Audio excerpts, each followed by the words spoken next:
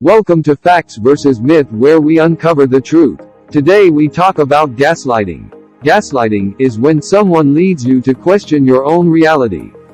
They may then try to convince you that their version of events is the truth. Here are some things gaslighters do. 1. That never happened. They don't apologize when you express hurt. The gaslighter often denies wrongdoing, or saying something even though you have proof.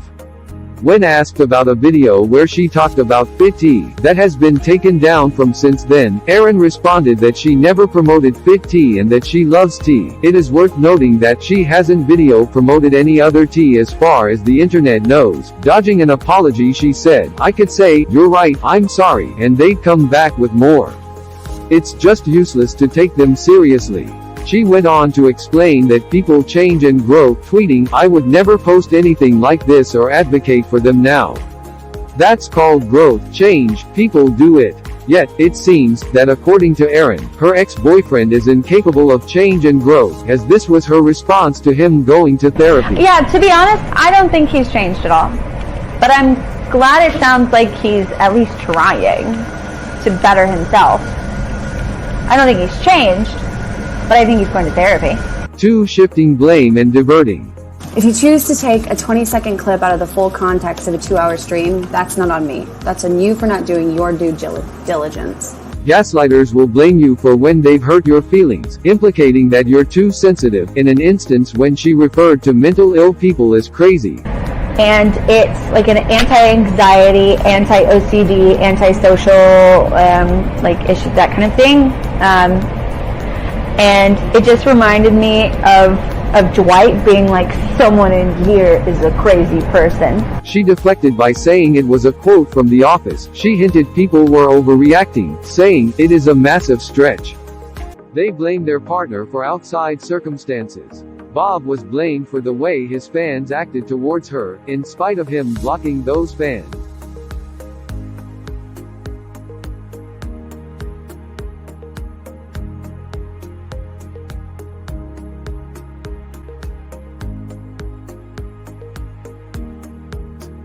After the breakup, he was blamed for the hate she got, and she said this is something he wants.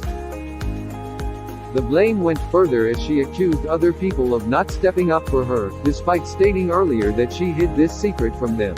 4. Minimizing your thoughts and feelings. Triggers are massive to her, yet when the tables are turned, things are different. Look at this giant wasp! Apparently a wasp is a bad word for a Bees fan. Whatever, own it.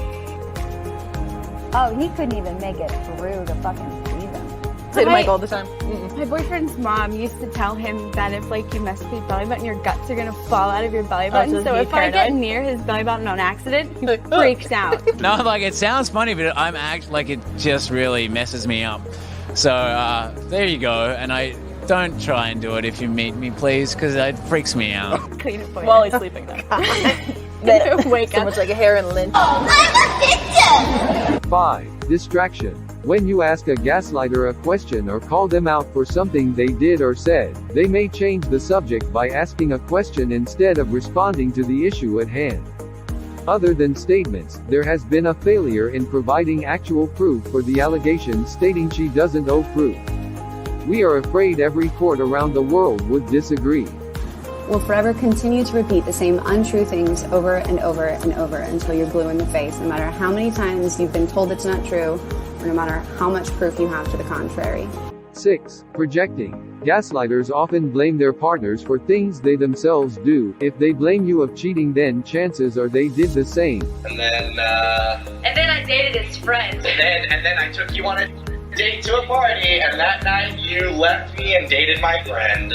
Then I see my girlfriend making out with this other very attractive girl. My cheating on an ex, a prior ex with a girl, that partner and I had a conversation about it beforehand because we were two adults in a relationship with communication. She came back to me, like, we're just kind of thinking, okay. I was like, yeah, I'm okay with it. I'm right here. Right, also, look at you guys. Awesome to watch. Also, I love the fact that this person is excused for their racist, their ableist,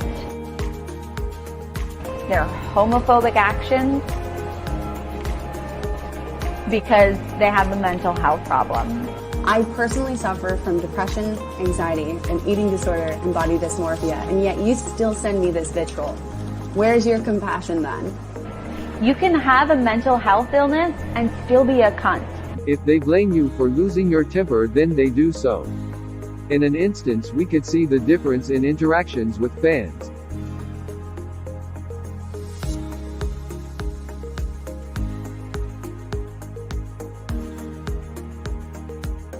And in her statement, Erin mentioned how Bob kept tabs on her, yet later on in the same statement, she claimed to have been watching him on the doggy camera, which had fans wondering, why was she constantly looking at it? Own insecurities were projected on her ex, when she claimed he isolated her and said he would never be enough for her, yet we could clearly see in the statement that she constantly nagged him about feelings for someone else.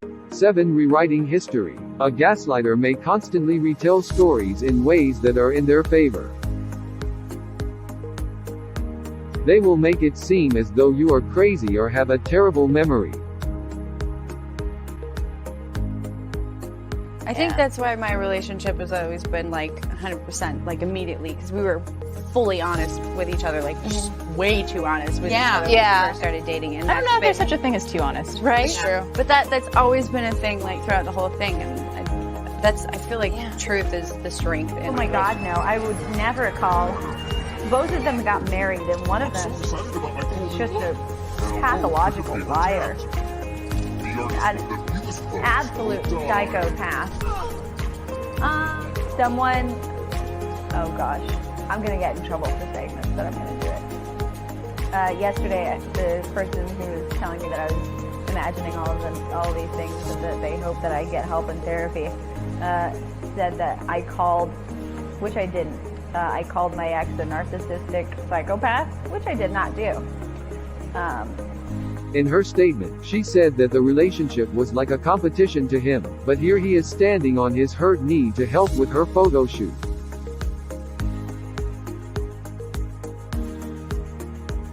As well as the time where she talked about him being caring and motivating. I don't think anyone says bang anymore. I do, and we're gonna bang. Whatever you say now, it's too late. Let's not do this. I realized that piano would be a fabulous thing to know. I'd always loved piano. When fans encountered a story of Erin pulling away from them, Erin tweeted it was con obligation. According to the fan, Bob had moved towards them and she pulled him away. My removing my ex from a crowd of fans surrounding our hotel in France after we'd been followed by those same fans the whole day, he paid me to do that. Their actions do not match their words. According to her statement, Erin complained about Bob not doing anything towards her haters.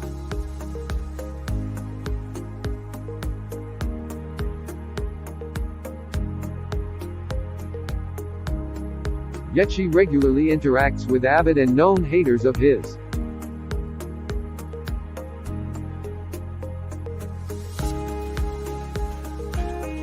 In the 28th of September 2021, when called out by a fan on interacting with haters, she deflected the blame by saying she doesn't check every single person's Twitter she responds to, indicating she didn't know this person is abusive, and that's why she interacted with that account again in October 8th. I'm obviously still scared of that man, and I'm obviously scared of you. She continuously stated how afraid she was of him, but questions were raised about a video of them watching The Office, a show she loves, and her laughing at him getting hurt, even putting a caption that said, "I watched this 20 times." That was cute. Oh, fuck!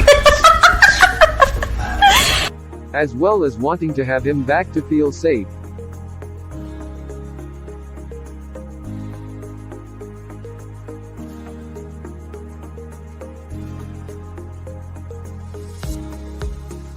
And finally, it is very important to want to take care of your boyfriend, unless you need to go to a convention. So what if he can't move? Or is in awful pain and needs surgery? After all, you can't cancel a convention appearance, can you? 9. You should have known how I would react. So of course, I'm going to be upset, and I'm going to use this platform that I have to finally speak out. 10. You're gaslighting me. Ironic, isn't it?